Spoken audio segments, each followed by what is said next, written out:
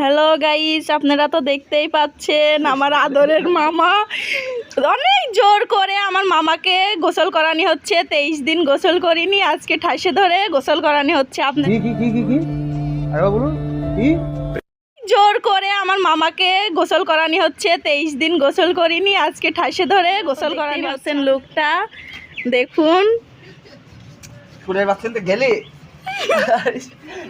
পানি মারো মোবাইল ভিজা তখন পরে কি আরে বলুন কি পানি মারো মোবাইল ভিজা তখন পরে من شخصيتك. انا